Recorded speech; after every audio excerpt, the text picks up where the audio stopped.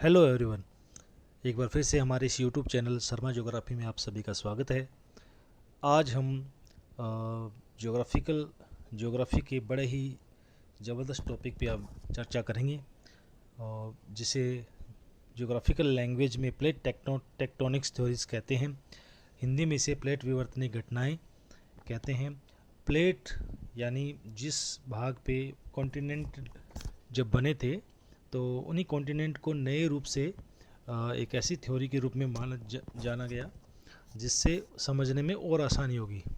यानी महासागरों या महाद्वीपों की जो तली रहती है, उस तली के विस्तारण यानी फैलाव, या पूरा चुंबक तत्व जैसे मैग्नेटिक फोर्सेस या ज्वालामुखी क्रियाएं या भूकंप क्रियाएं या एटॉमिक पावर, जो रेडियो एक्टिव पदार्थ जो होते हैं, जो भूमिगत रहते हैं, तो उन सभी की वजह से जो घटनाएं घटित हो जाती है, जैसे कि भूकंप आना, ज्वालामुखी आना, ज्वालामुखी का फटना, तो महाद्वीप और महासागरों की उत्पत्ति से संबंधित, यानी जिस प्रकार महाद्वीपों का विस्तार हुआ, महासागरों का विस्तार हो रहा है, तो नई संकल्पना को जन्म दे दिया गया था, तो उसे ही प्लेट विवर्तनिक घटना के नाम से जाना जाता है। और प्लेट का अर्थ ही ये है कि स्थल मंडल के कठोर जो भाग रहते हैं, जहाँ ज़मीन है, सीधी भाषा में हम कह सकते हैं कि जो ज़मीन है, कठोर एवं दृढ़ खंड जो है, उसे प्लेट कहते हैं। और भूगर्भिक क्रियाएं जो घटित होती हैं, जो रेडियो एक्टिव पदार्थ की वजह से या ज्वालामुखी क्रियाओं के द्वारा जो अर्थ के ऊपर या सरफेस के ऊपर जो घटनाएं घटित होती है, उसे विवर्तनिक घटनाएं के नाम से जाना जाता है। अब है प्लेट के टाइप्स, क्योंकि बहुत ही शॉर्ट रूप में हम इसको समझने का प्रयास करेंगे कि प्लेट दो प्रकार की बताई गई है। एक तो महाद्वीपीय प्लेटें और महासागरीय प्लेटें।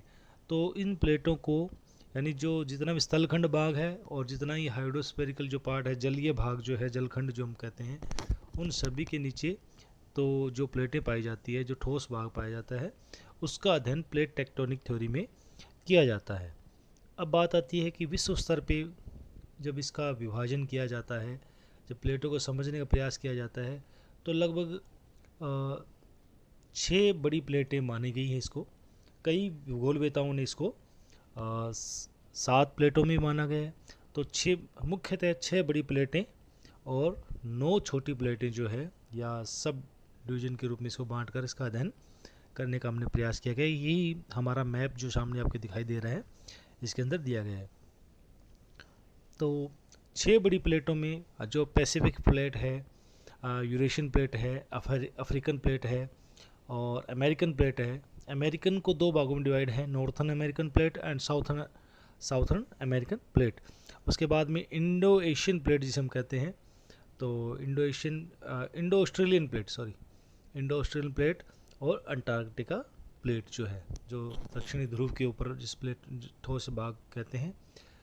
अब जो आपके सामने दिया गया है, Juan de Fuca, Nazca plate, Cocos, Caribbean, Scotia और Arabian, Somali plate and Philippine जो है, वो प्लेट जो है, ये सभी छोटी प्लेटों के रूप में विभाजित किया गया है।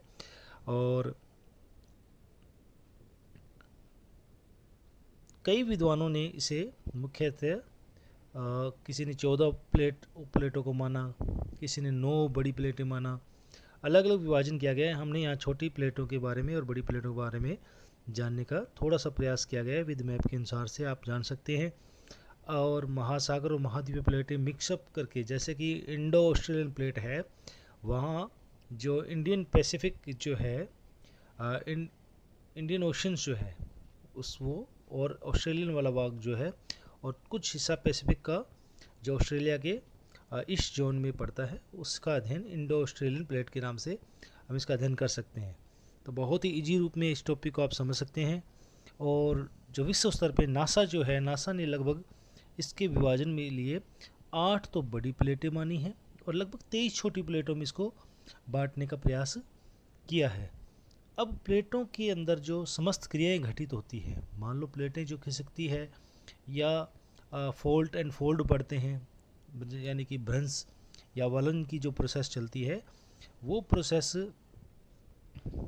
प्लेटों के खिसकने से ही होती है। और ये बात आप मोस्ट इम्पोर्टेंटली ध्यान रखिए कि जितने भी क्रियाएं जो संपन्न होती है ये प्लेटों के जो किनारे होते हैं, इन किनारों पे ही इन प्लेटों का विस्तार पाया जाता है। यानी जो जितनी भी घटनाएं घटित होगी, जैसे कि इंडियन प्लेट जो है, इंडो इंडियन प्लेट है या अरेबियन प्लेट की जो जहाँ मिलने की एक संकरी परत जो होती है, या सोमालियन प्लेट है, और एक तरफ से अफ्रीकन का पूर्वी क्षेत्र और सोमालिया का पश्चिमी भाग जहाँ मिलता है, या ऑस्ट्रेलिया साउथ अमेरिका का जो भाग है, जहाँ पे भी ये घटनाएं होती है सभी किनारों के ऊपर घटित होती है जहाँ पे फॉल्ट पड़ते हैं यानी भ्रंश पड़ते हैं। क्योंकि भूगर्भिक क्रियाओं के द्वारा जो दबाव उत्पन्न होता है उसी दबाव की वजह से ये सतह भाग पे जो ऊपर का जो भूपृष्ठ है या क्रस्ट पार्ट वाला पार्ट है उसी पे ज़्यादा इफेक्ट होता है। और लैंडस्लाइड या जो भूमि का फटना या दरार उत्पन्न होना या भ्रंश उत्पन्न होना, वो सारी आकृतियाँ इन्हीं प्लेटों की वजह से होती हैं।